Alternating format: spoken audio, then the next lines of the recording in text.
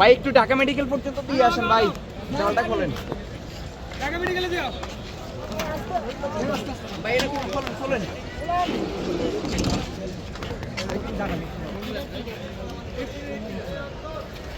সবাই উঠেন, সবাই উঠেন।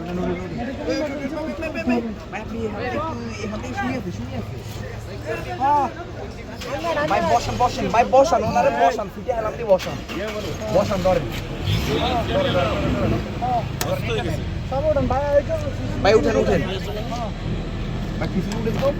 ভাই একটু যদি বলতেন কি হয়েছে।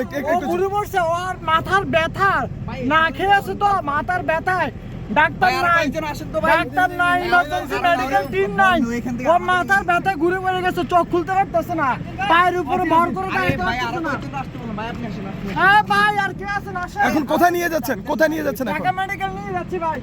আচ্ছা, আমার ভাই যদি মৃত্যু হয় বা কোনো ক্ষতি হয়, তার জন্য দায়ী থাকবে ইউজিসি। আপনাদের দাবিটা কি একটু বলে যান। এই আমাদের 3 দফা দাবি দেওয়া আছে অলরেডি, সে দাবি পূরণ করতে হবে। আমরা আসলে যে দেখলাম যে একজন অসুস্থ শিক্ষার্থীকে মেডিকেলের উদ্দেশ্যে নিয়ে যাওয়া হয়েছে গণমাধ্যমের গাড়ি দিয়ে, বিষয়টি কি ঘটেছে?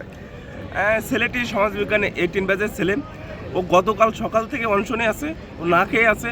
গতকাল ভিসি ট্রেজারার সহকারী প্রক্টর অনেকে চেষ্টা করেছে তাকে অনশন ভাঙানোর জন্য, সে অনশন ভাঙে নাই।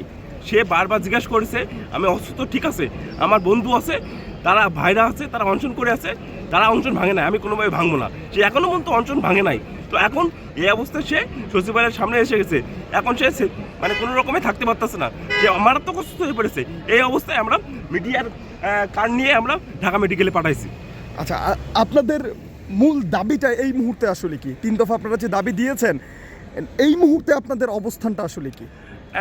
আমরা অনেক আন্দোলন করেছি, আমাদের প্রশাসন থেকে বারবার আমাদের শোনানো হয়, আশ্বস্ত করা হয়, সময় দেওয়া হয়, এর ভিতরে কাজ করা হবে, কিন্তু কখনো বাস্তবায়ন করা হয় না, বারবার বিলম্ব হয়।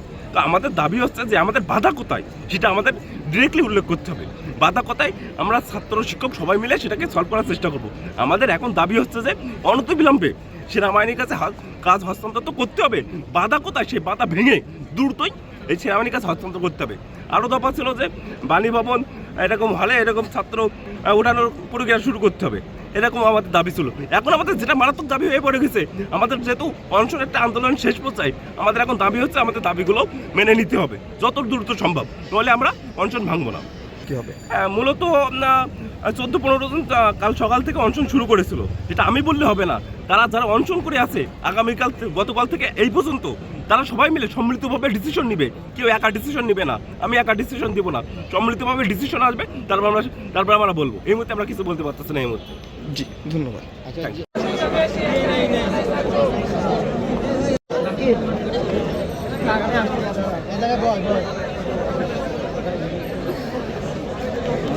আস্তে আস্তে বাদ করছে।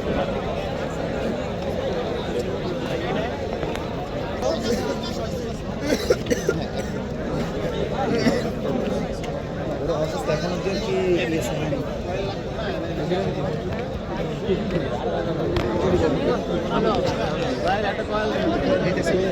ভাই